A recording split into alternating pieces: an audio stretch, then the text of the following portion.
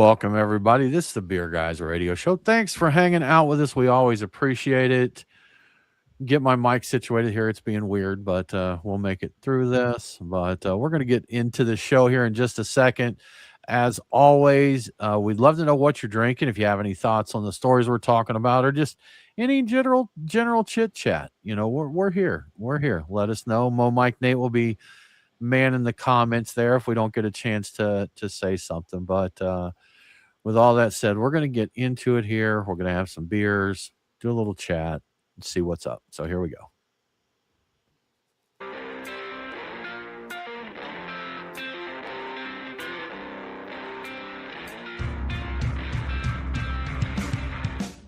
Welcome, everybody, to the Beer Guys Radio Show. Thank you so much for joining us, hanging out for some craft beer and conversations.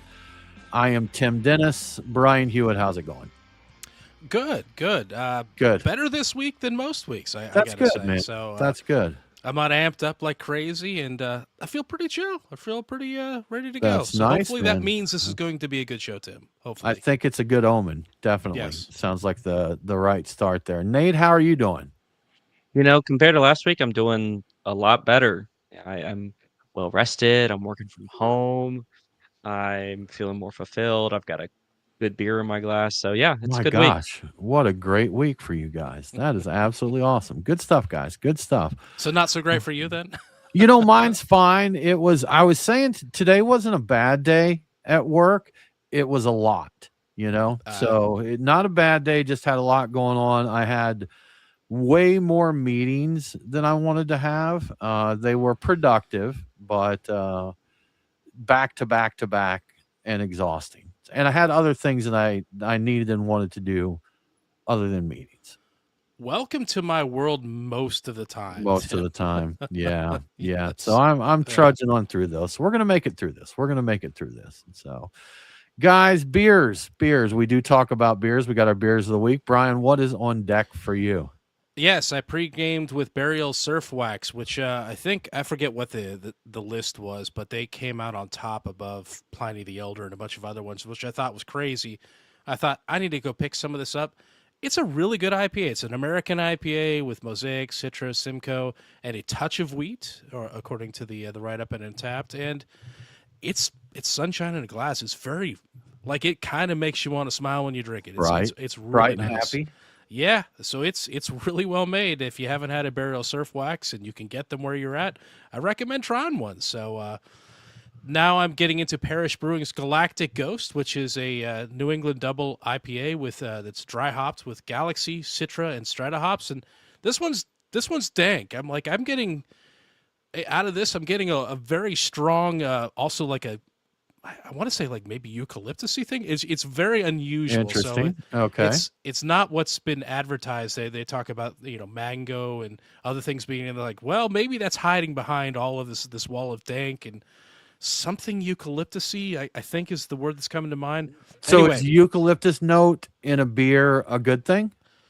Does it seem I out don't of know. place? Okay. It seems I've tasted it before in hoppy beers, and it's not my favorite thing. So I'm thinking this one's it's pretty new. I think it just hit shelves recently. I just bought it I think earlier this week or late last week, and it was very green and aggressive. The first one I drank of these, like scratching at your throat while it's going down. I was like, dang, this is green. This is bitey. Yeah. Which I enjoy. Raw, fresh IPA greenness there. I might be drinking it during this little weird sick period it has between being super green and then hitting the right point. So this one, I got one or two of them left. I'm going to hold on to them for a week or so and see how they go. So the verdict's out on that. So I'm going to drink it because it's here, but it's not my favorite parish right now, which is weird to say about one of the ghosts. Anyway, and then after the show with the Patreon folks, I'm going to get into Martin House's Hearts on Fire, which is a Russian Imperial Stout with no weirdness, just Russian Imperial Stout, and reportedly really well made. And that's all thanks to Tyler, who hooked us up with some beers from Martin House, and I'm looking forward to getting into that. And the name Hearts on Fire, the can has a boxer on it, and I'm like, what is going on here? That is a reference to the music that plays during the training montage in Rocky 4, I found out. So All right. a little bit of Ooh. fun trivia there. So That's good yeah. stuff. That's good stuff. Nate, is this a solid or white stripe this week?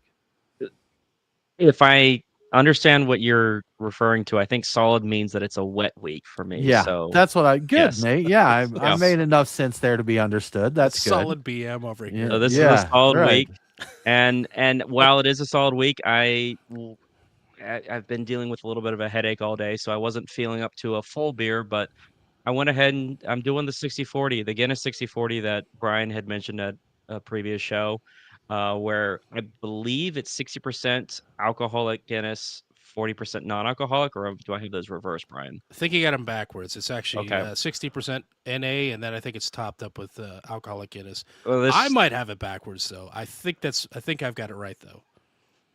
so I've got 60% A and 40% NA in my glass right now.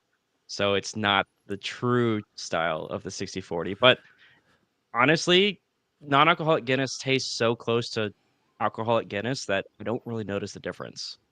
Oh, okay. Okay, see, I do. I definitely see the difference in the body, and there's a little thing in taste, and because that's what I was going to ask you, is did the mix there help to take off that edge to where it's more like real Guinness? But you said the NA stuff, you don't really get difference there, huh? Yeah, to be fair, I'm not drinking from a glass of NA and a glass of A side by side, like really critiquing it.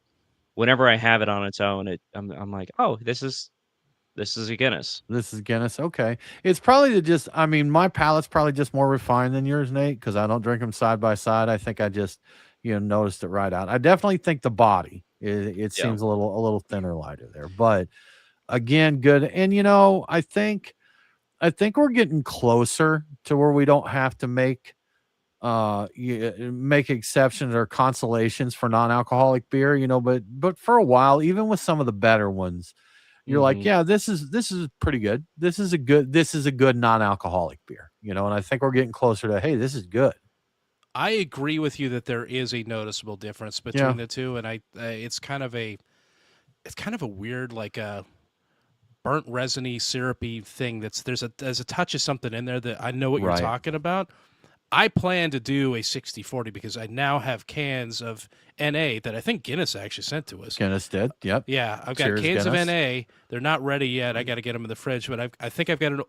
It's probably an old can, but it's fine. It's been in the fridge. I got a can of Guinness. I'm going to try it, and because I'm going to be 60/40, there will be some left over of each, and I will taste them side by side as well and see how it tastes. If it's noticeable, the difference in the glass with the two mixed together, and I'll bet it's not super noticeable, but I bet if you look for it at that ratio, you probably find it. Especially if the 60 is the non-alcoholic part. If the 60 is the alcoholic part, I could believe it. Doing it for science, man. Yeah, Doing yes, it for absolutely. science. And a Thank you for shout your out sacrifice. to yes, we appreciate your scientific endeavors. Shout out to Tyler. Tyler is drinking a Chill Theory cold IPA from Real L Brewing. They've got some good stuff. We've it's been a minute though. Our buddy Stan down in Texas, who I haven't chatted with in a minute, but he used to send us stuff from Real L and some other breweries down there. So that was good. And Beer Snob Sean, he's got a Wichita Brewing Company Bock. Good old Bock beer. There was friend was asking me on Facebook the other day, if there was a style of beer that's, not popular or kind of fell out of popularity that you would like to bring back.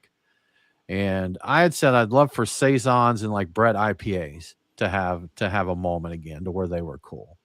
And he mentioned Bock beers. He's like, they haven't exactly gone away, but they're just they're niche, I guess, a niche within a niche there, the Bock beers and that. But unless you're in Texas, then you get that shiner all the time. But how about you, Brian? If a style that's either underappreciated or was in favor and fell out to come back, what would it be? I am really glad you asked that because I read an article where somebody made the point that the red rye IPA used to be a big deal and it no longer is. And the person writing it happened to go to a brewery that was serving a red rye IPA and was floored by how good it was. And something to the effect of like, what is this? And the brewer said, it's like, this is the taste of 2014, because There you that go. used to be a big Yeah. beer. Like, is it Founders had Red's Rye, and I know Terrapin here locally had a rye. I think it was just a rye pale ale. I don't think it was like a red rye IPA, but the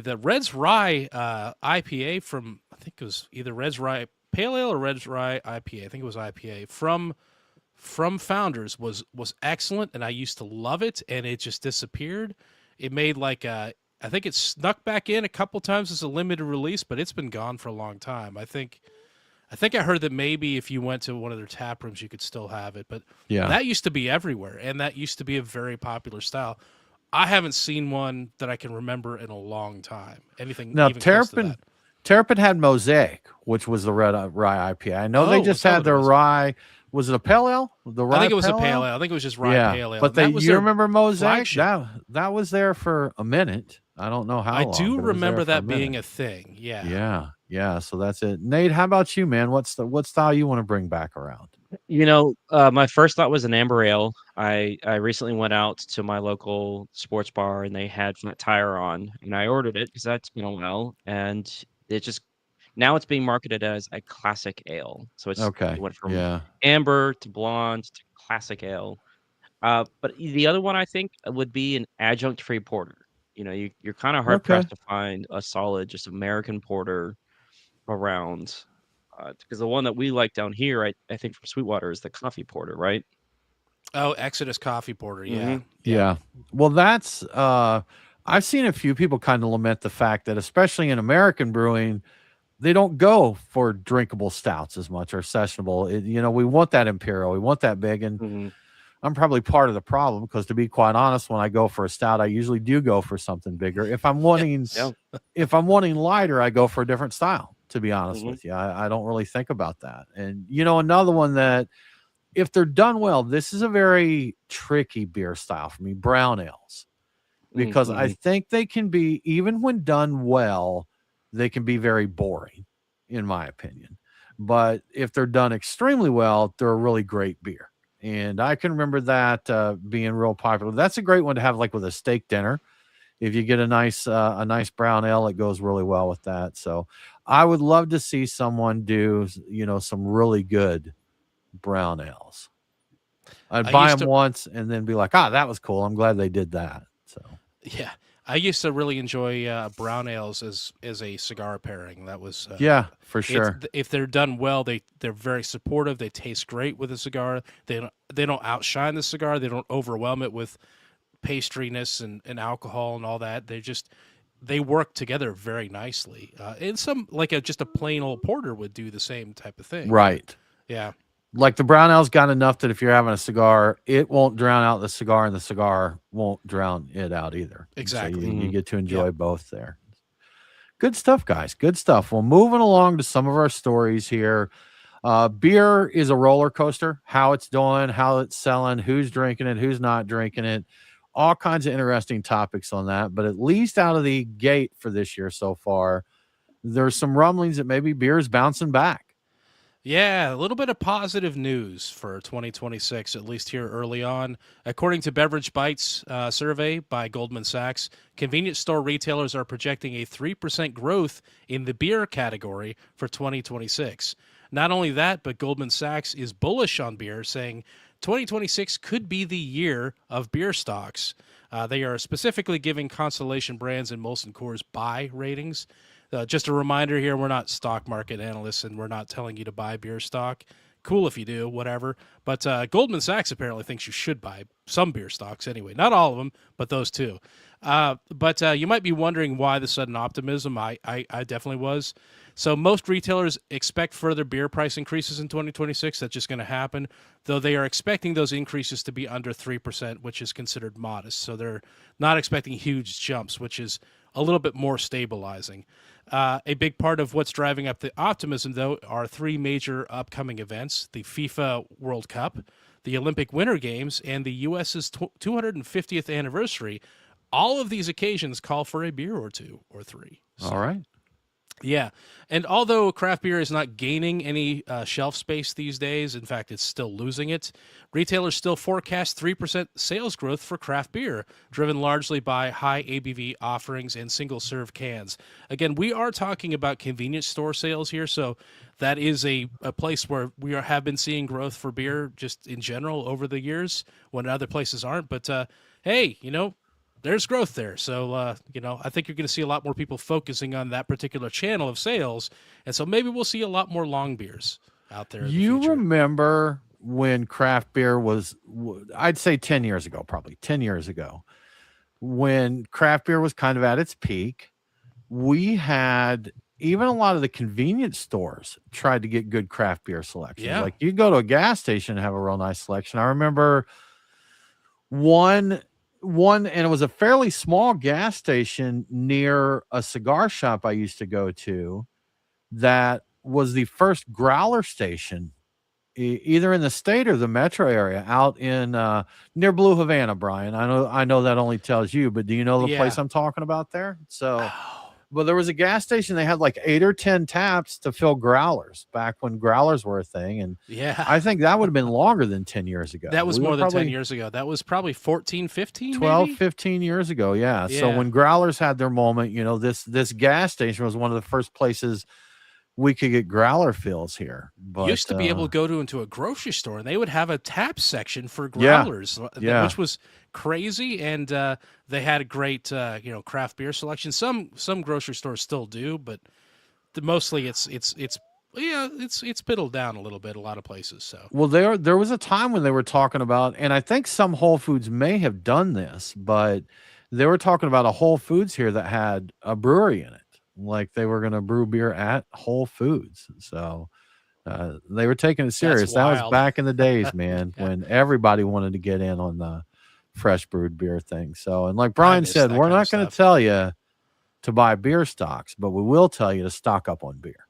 So yes, that is definitely a recommendation we can give there. You never know what the weather's going to do. You want to make sure you have plenty of beer. You don't. Yeah. A little sidebar here. We were supposed to get ice stormed to death last weekend. It was supposed to be, we're in Georgia, and the prediction in our area was like up to a half inch, and just slightly north of me and Brian, or all of us actually, was supposed to get pretty heavy. And some of northeast Georgia did get hit, trees down in that. Y'all, I prepped. I got a camp stove. I got bottles of water. I got flashlights. I had a generator. I had everything. And we seriously got like a glazing of ice here. And I won't say that I was disappointed, but man, I was kind of ready to go into prepper mode. I'm like, I'm ready for this, man. I'm ready for this. So, I expected it to turn out this way, but I intentionally went out and did all over prepped for things. Right. And in my head, I was thinking, you're welcome, Georgia. I'm ensuring this will never happen. Because I'm ready for extra beef jerky. I got a big sack of smoked almonds that I almost never buy, but I'm like, maybe, if we get snowed in, I'll have all these almonds. 14 loaves of bread. Yeah. And all so that. I went out and bought a case of bottled water, which I'd never buy. And I think it's still down in my truck, actually. But fortunately, it's in a place where it's warm enough it didn't freeze. I checked it earlier today. It's fine. But yeah, I'd never buy bottled water anymore for the most part. No, but me either. I have that. I'm like, I will never need this. I will never drink this. It will never happen. But I'm buying this to prevent it from happening. So I did it. I did all my preventative stuff with the full expectation because I was doing it. I was preventing this from happening. Yeah. And it worked. Yeah. Congrats. Thank you, Brian. And Brian and I were joking that, I can make it a few days on my canned soups and ramen noodles and I got peanut butter and bread and all that. If it went any further than that, then I would have had to survive off cellar beer and 10 fish. Yeah. But I could have went a while if that's what I had to live. Yes. So could have done really well. They wouldn't have liked me much, if I'd like whoever found me if I had to be rescued, they'd be like, oh my God, he reeks. So what have you been doing, man? What have you been doing? Fish and beer, man. Fish and beer. Yeah. Good stuff. Yeah. Well, Brian, Brewdog, always showing up in the news. They've just always had stuff going on, whether it's drama with the owners or drama with the brewery, different things. But I actually had a couple stories come up this week, and they're just kind of all over the news. And Brian, in keeping with typical Brewdog tradition, it's not great. Yeah, there's like 3 stories that came up this week, and not a single one of them is good news. And I can't remember the last time I saw an article about Brewdog where I'm like, oh, hey, That was it's good. good Yeah. news. They did something right. So, or something good happened to them. So to get things started, there's a rumor going around that, and people are breathlessly reporting this. James Watt is reportedly weighing a bid to retake full control of Brewdog back from the current ownership. Watt stepped down as CEO back in 2024, but remains on the board as, quote, captain and co-founder, unquote. So I guess he's kind of still running the show probably a little bit, and retains his shares in the company. He reportedly pocketed 100 million pounds sterling in the deal with the private equity firm TSG Consumer Partners and the whole deal that they had there. So he has the capital probably to buy the company back. And since the departure of the co-founders Martin Dickey and James Watt from at least leadership public roles anyway, there have been a number of Brewdog venue closures and job cuts, both in the UK and the US.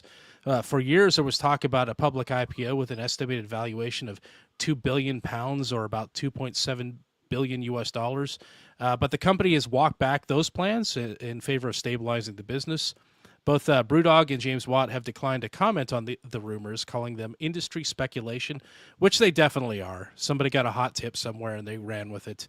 The question is, would James Watt stepping back into the leadership and the full ownership of Brewdog actually help save the business, or just make things worse? Because he stepped out because he was toxic, I thought, for the company.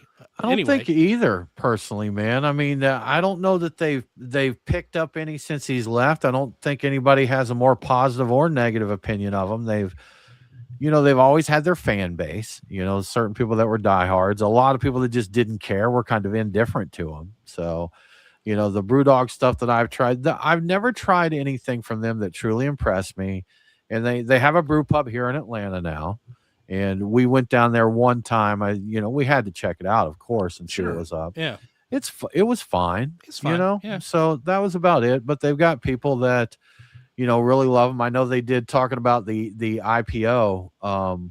They've got their equity for Punk's thing that they did a few years ago. They got people buying in. But my personal opinion is I don't think it would have a lot of effect either way, having Watt come back in. I think anything downturning right now it's the industry, just the market. So. True. And all the people that stopped drinking their beer because they had an issue with him or the company, they stopped, and they're probably not coming back either way. And he didn't leave the company for real. I think he stepped down as CEO, and he's apparently been running things behind the scenes anyway. So yeah, I think this changes nothing really. Maybe we'll hear more news about him specifically in the future, because with him running it, I'm sure he did seem to like being in the news for all the wrong reasons. So my guess is we'll see more of him. That's what's going to happen. Good. Yeah. Lovely. Yeah, it'll be fantastic. It's going to be great for news anyway. Right. The next thing, different story, but also bad news for Brewdog, is they're closing their distillery in Scotland and axing almost all of their spirits brands, including their Lone Wolf gin and their vodka and rum lines. But they will continue to produce Wonderland, the line of ready-to-drink canned cocktails, citing that there's a significant growth potential in that category. Obviously, that means they will be sourcing the booze for those RTD cocktails from a third party. I don't know if anybody cares about that anymore, especially with RTD cocktails, but that's a thing. Brewdog says they need to simplify the business and focus on areas where they can truly win, specifically doubling down on beer, which is kind of interesting to hear a company say they're doubling down on beer versus going after some other beverage category more strongly, which is what all the other big companies seem to be doing. So the closure follows a trend of contractions for Brewdog, which includes 5 years of being in the red. So they've been losing money for 5 years, basically. Numerous bar and taproom closures in the U.S. and the U.K., and Punk IPA being dropped from 2,000 venues last summer in the U.K., which I think had something to do with the fallout from Watt and the things he did. I don't recall if that's exactly what it was for, but it got dropped pretty hard. The company has promised to contact Equity for Punk's members who hold whiskey-related perks and cask investments to fulfill obligations during what they are calling a responsible wind down of this spirits business. Brewdog has declined to comment on the number of staff that will be affected by the distillery closure, which makes me think it's basically all of them. So yeah. I didn't even know they distilled, or I never paid attention to it. So that's and I don't think I knew that they did RTDs either. Like I've seen it from others, but I don't remember seeing any Brewdog branded RTDs. Is that news to anyone else, or did you guys? I think it is to me as well. I Yeah. don't recall. Did it come to the any. U.S.? Did they bring it to the U.S.? I don't know. Anybody in the chat ever see Brewdog spirits or RTDs before? Because I don't recall seeing it. But I'm guessing if it's news to all three of us that they distilled and offered RTDs, it probably didn't come to the US. that's what I'm Not, thinking. Maybe yeah. maybe they were just a European delicacy. Or there. it's So, possible it was like just out of their tap rooms, because they still do have U.S. Yeah. tap rooms. And That's a good point. speaking Right. of that, the last bit of news is that they actually permanently closed 2 more tap rooms in Columbus, Ohio, in the past week or so. These closures follow the shutdown of a Cincinnati tap room in June of 2025, and that's marking a significant withdrawal from major Ohio urban centers for Brewdog. And their U.S. headquarters and their massive Dog Tap brewery are still open, along with locations in New Albany and Cleveland. But the ones that are still open, they still have a center in the U.S. I'm guessing if you're going to find any of their distilled beverages, you'd probably find them there. And I think they still have their hotel. I actually think I was Do they? talking to a friend recently that lives up near Cleveland, and his birthday, I think his birthday's coming soon, and his wife got him like a weekend there. And I guess he'd done that once before. And when they launched the hotel, there was all this. I think there's a beer fridge in the shower, if I remember right, Or a tap and or something like yeah. that. So something along those locations. So he's like, because he had asked me, he's like, what do you think of Brewdog? I was like, I'm not a fan, this. And he's like, well, I'm kind of indifferent to the beer. He's like, but their hotel's cool. He's like, their hotel is really cool. So I would maybe that's going well for him. I would consider staying there just for the sake of they've got the beer fridge or a tap or whatever. I think they have a tap in the room and they have a beer fridge in the shower. Yeah. I'd go there just because I want to go to a place that has something like that, because that's not going to be around forever. I imagine that hotel's not going to last long term, and where else are you ever going to find something like that? That's just kind of a 1 in a million type of proposition there. So yeah. I'm Googling it right now and looking around. Shower beer fridge. Yeah. So they got a shower beer fridge there, an epic mini bar. And it does look cool. It does look cool. They said they've got a guitar and record collection. And I'm looking at like one of the rooms looks like it's got a door that opens and looks out like over a bunch of fooders out there. Oh, nice. So okay. yeah, man, it looks like it could be a pretty cool place to stay. So it'd be fun. And again, I don't anticipate that lasting forever. I think that if you're in that area, check it out and let us know how it is. Sure. I would definitely go. I'd blow a little time there, just for the experience, Right. But, yeah. If I was going somewhere that there was a Brewdog hotel, I would try and stay there. I would try and check it out. So interesting. Cool. So I look forward to Brewdog providing us with stories throughout the year here, because they will. Yeah, for sure. Yeah, absolutely. For sure. Well, Brian, before we get into this next one, how about we give a shout out to our friends at Truck and Tap? That is a good idea. So the recent icy weather has been an effective reminder that we still have about 2 months left until spring. 2 months left of winter. There are probably more cold days ahead, and there's not much we can do about that. Well, there is one thing we can do. We can drink big boozy beers to stay warm, and I think that's the silver lining to these cold winter clouds. But where are you going to find some big boozy beers to drink right now? It's hard to find big boozy beers. I'll tell you where you can find them at Truck and Tap. Let's see what's on at Truck and Tap in my big boozy beer picks for this week. At Truck and Tap Woodstock, I am going with Double Cocoa Bunny from Creature Comforts at a mere 8.7% ABV. Double Cocoa Bunny is the lightest beer in my beer picks for this week, but don't worry, it will warm you up and keep you going. It's an imperial milk porter with toasted coconut, cocoa nibs, and coffee. What warms you up like coffee? And also, it tastes good too, so that's a bonus. It'll warm you up, and it tastes great. I always recommend this one anytime I see it on tap. At the Duluth location, I'm getting Victory's Golden Monkey. This Belgian triple also makes reoccurring appearances in my Long Beer Friday picks because you can get this at convenience stores in that large format. You may not taste the booze in Golden Monkey because it's really sneaky, but trust me, you're going to feel it. And what you will taste is clove, banana, and other pleasant yeast-driven flavor notes. It's quite nice, and it's great as a Long Beer Friday pick. At Truck and Tap Alpharetta, my pick is Boulevard's Bourbon Barrel Quad. As the name indicates, it's a Belgian strong dark ale that has spent some quality time in a bourbon barrel. What the name doesn't tell you is that cherries were added to this beer to make up for the angel share of beer that's lost during the barrel aging. I would recommend this drinking this beer regardless of the weather and time of year, but it is an especially good pick right now. Perfect for this weather. And finally, at the Lawrenceville location, I'm going with Brooklyn's Black Ops. Yes, I've talked about this one a few times recently, and for good reason. It's really good, and it's a classic. I think they've been brewing this beer for about 25 years, give or take a year. Anyway, this Russian Imperial Stout is aged in Four Roses small batch bourbon barrels, which is a very good bourbon. And unlike the Golden Monkey, you will taste the booziness in this one, and I'll bet you like it. So get a taster, but I think you'll like it. Definitely want to try this one.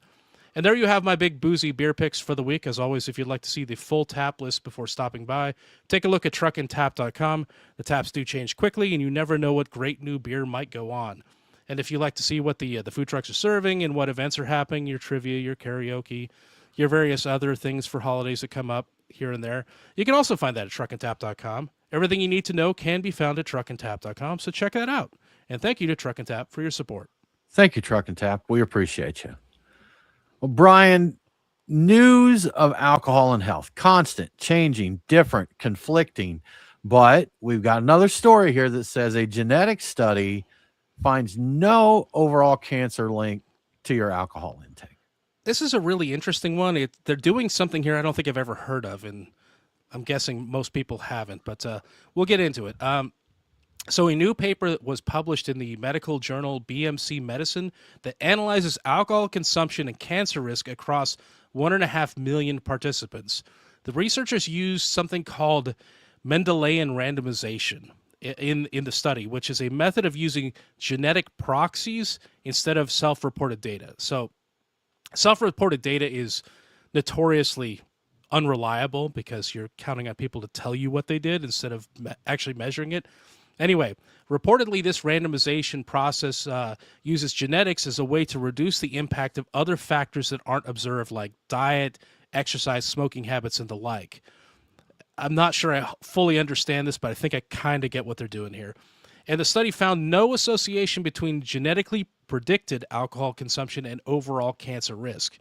No significant association was found for breast cancer, despite it being a common focus for public health warnings.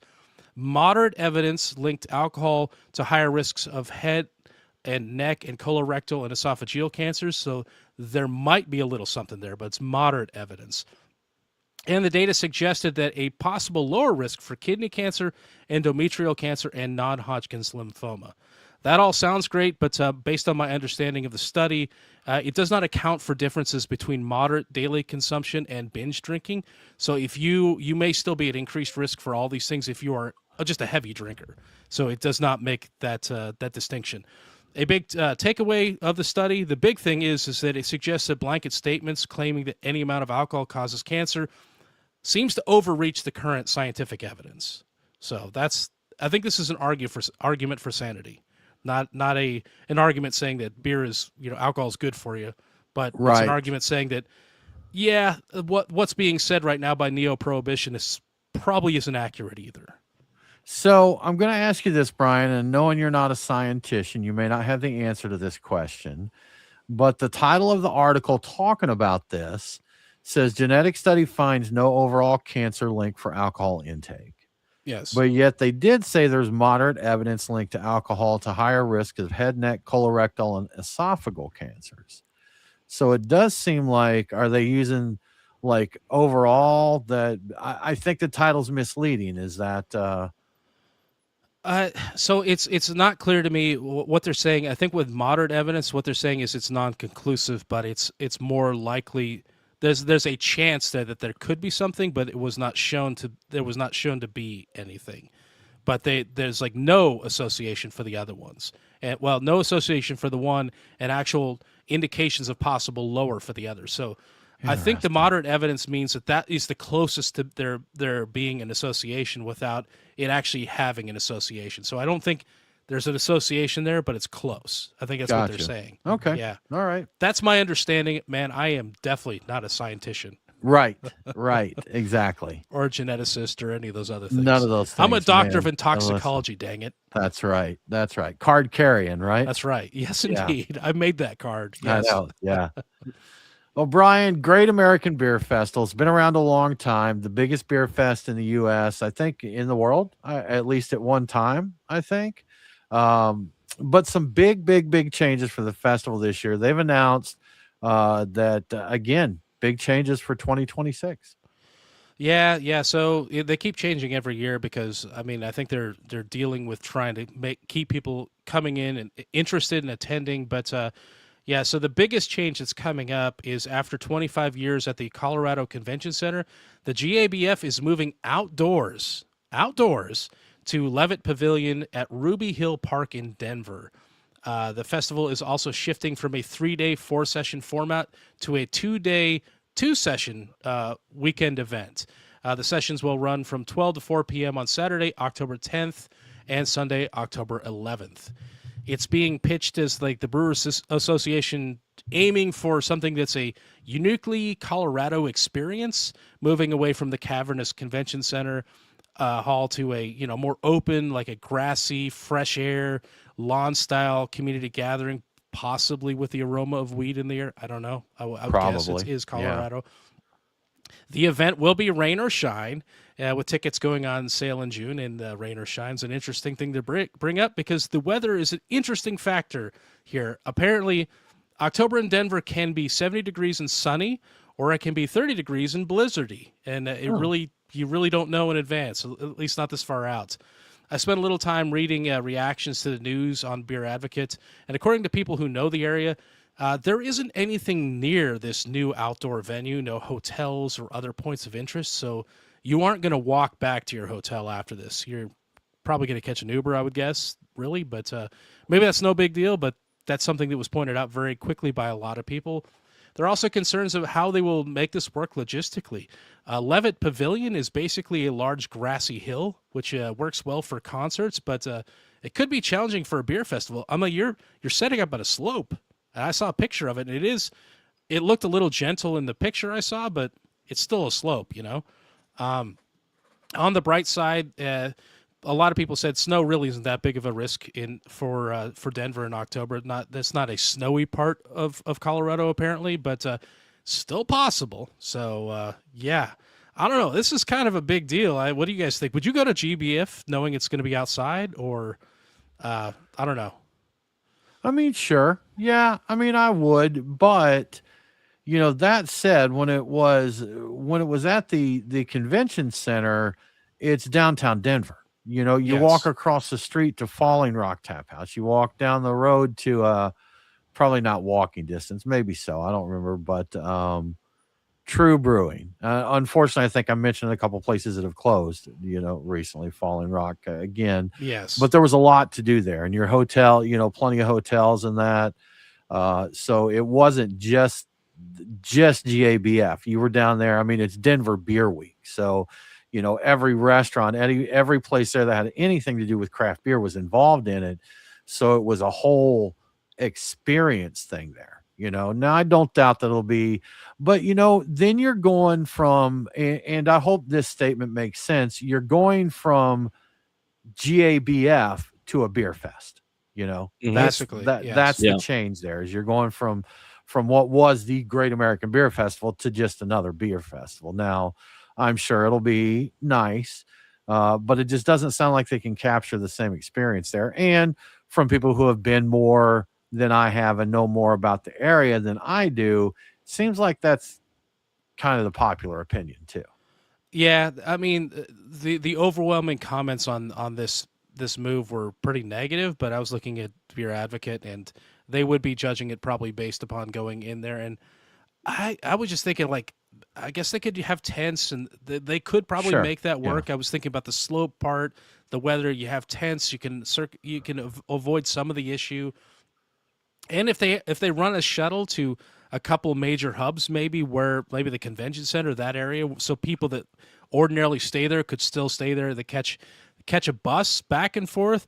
That's a little bit of an annoyance, but if they were running that, and maybe I don't think they'll hear this, but somebody will bring it up. Like, maybe if you run the shuttle back and forth, you can do away with some of the negativity of this being way removed, apparently, from anything of interest. So, yeah, it's way out there, apparently. Yeah. Now, here's another thing I'm thinking, not just the attendees, but with this huge change, there were a lot of brewers that went there for the exact same reason some of the attendees did. There was a lot going on. There were events everywhere. There was things happening. You were in the middle of the action. So, it could be kind of a catch-22 to where it's not as appealing as attendees because you don't get as many breweries there either. So maybe the allure of it for the breweries isn't quite as high as it was before. But we know times are changing. I don't think there's any way to avoid this kind of stuff. If people aren't showing up enough to justify them having the Denver, convention center, they got to change, man. So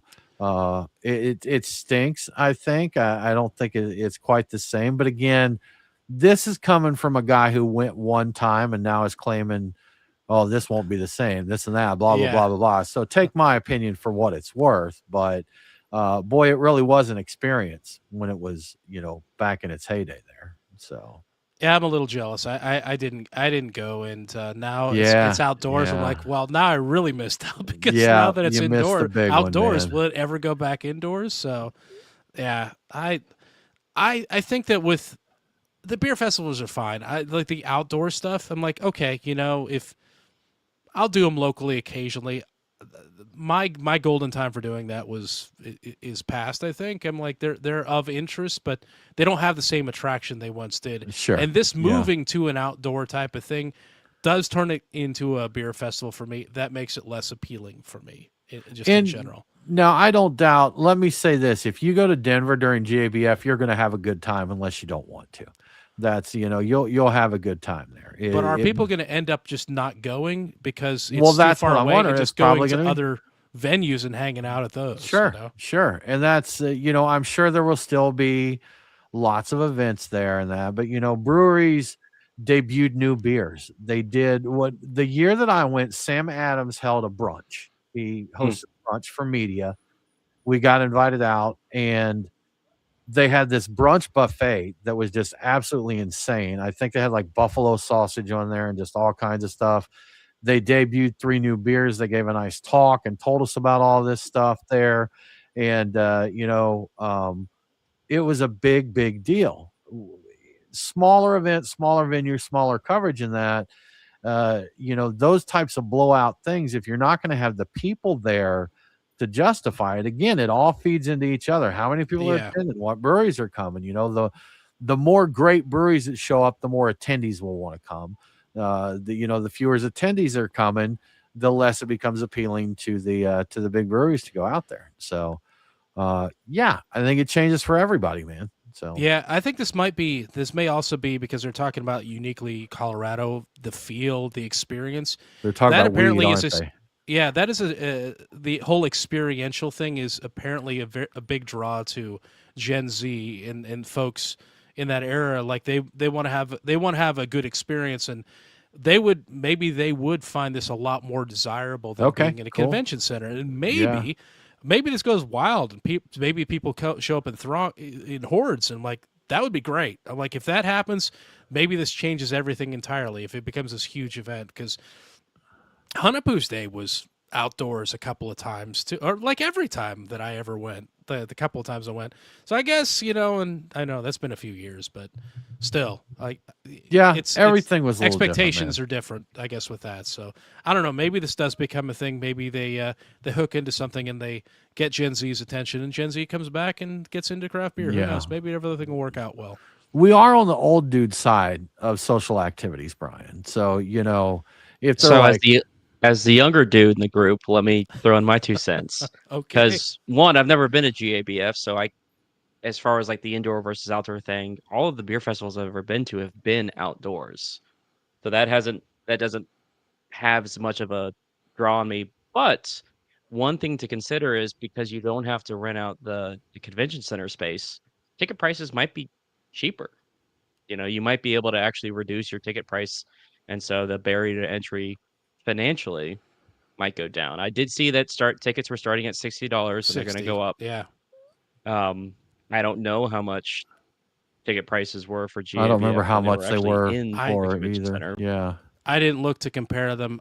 My guess is they probably wouldn't have changed too much because I think that this is an attempt to reduce the costs and kind of bring in some more revenue for the Brewers Association, which this helps them raise funds. So I'm guessing it's the price is probably not too dissimilar to where it was.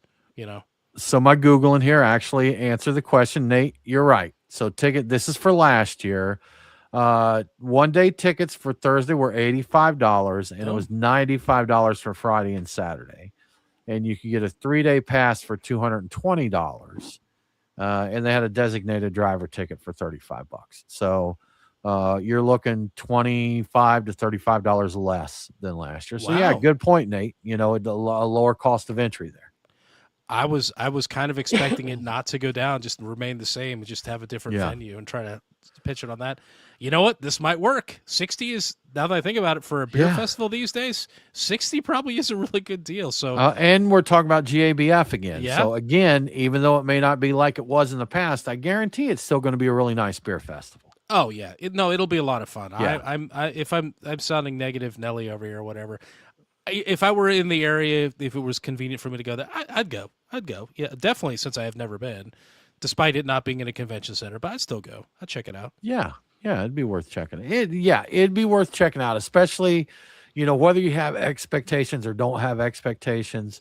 It's worth checking out, man. Yeah. It's GABF. You're gonna have a good. You're in Denver. You're drinking beer. Heck yeah.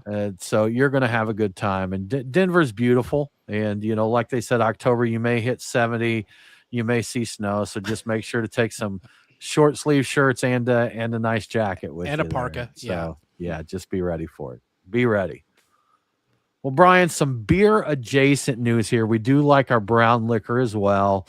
And of course, we have talked about Pappy Van Winkle, Old Rip Van Winkle, and such. And we just had a record, Brian. And I noticed you and I talked about this, and this isn't even Pappy in this story. Nope, it's not. So, but a bottle of Old Rip Van Winkle actually broke an auction record recently.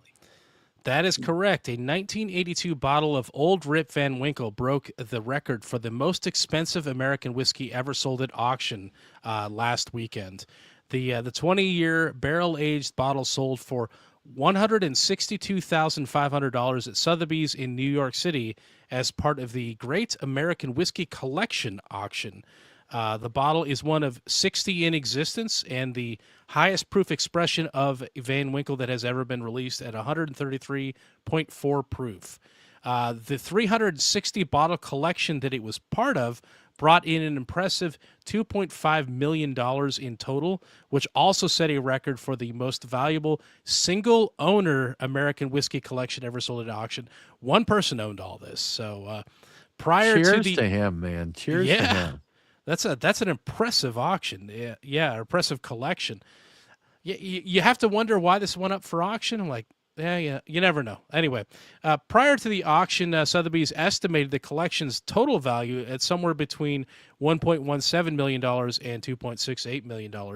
And $2.5 million is what it went for in total. Interestingly, the majority of buyers were from North America. That might have been predictable. I don't know.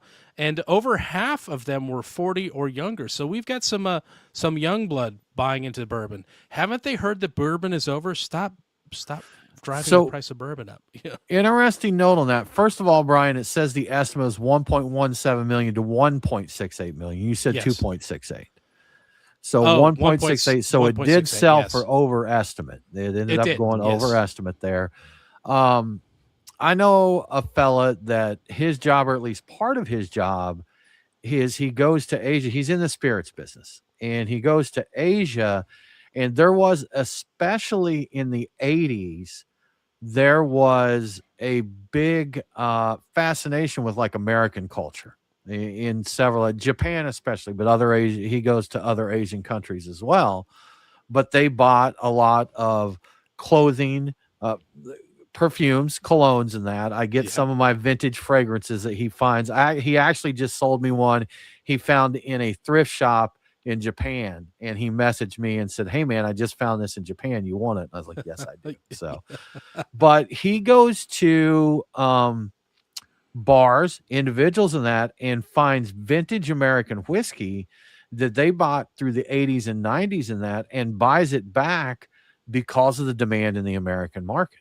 So he's going and buying stuff that people bought and just stockpiled of that and bringing it back to sell to American collectors. Now, they're saying that the collector's market is softening a little bit here. So I don't know how lucrative that will be for him for much longer, but he's been doing it for a while. And, he goes over there and he makes these connections and he finds this old whiskey and brings it back. That's a really, really cool way to make a buck. Right. Yeah. I just want to point out that Tim has a perfume buyer in Japan.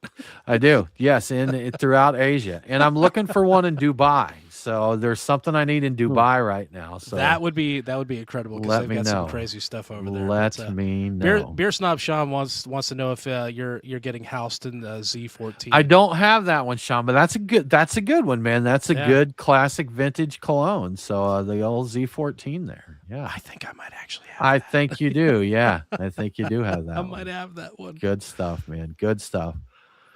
Well, guys, I think that wraps it up for all our stories this week. And how did that beer go, Brian? Did you get into the stout yet that Tyler sent? No. I'm going to get into that. That's going to be. I'm still finishing up the IPA, the Parish. There we go. The Parish. Get that Parish out, but that's going to be my Patreon beer. Like with okay, the folks. Cool. Yeah, I'm going to open that up. We'll hang out soon. Good stuff. Yeah. Good stuff. Thanks for joining us. We really appreciate it. We'd love for you to follow us along. If you're on the socials, Brian's very active on Twitter. We're on Twitter and Facebook, so you can hit us up there. We're at Beer Guys Radio on all of those places, so we're easy enough to find. If you enjoy what we're doing, please do tell a friend to check out the show. Subscribe, listen, share it on your timeline, talk about the stories. We'd appreciate it. And of course, if you really love what we're doing, head to patreon.com/beerguys. You can support us for as little as $5 a month there. It's so little. The cost of a beer these days, even less. And we'll get you some cool swag sent out. We'll get you in our Patreon, our Discord to hang out. You'll get invited to the after parties after we record the show each week. But once again, we do appreciate you joining us. We hope that you have a really, really good week. And don't forget to drink local. Cheers.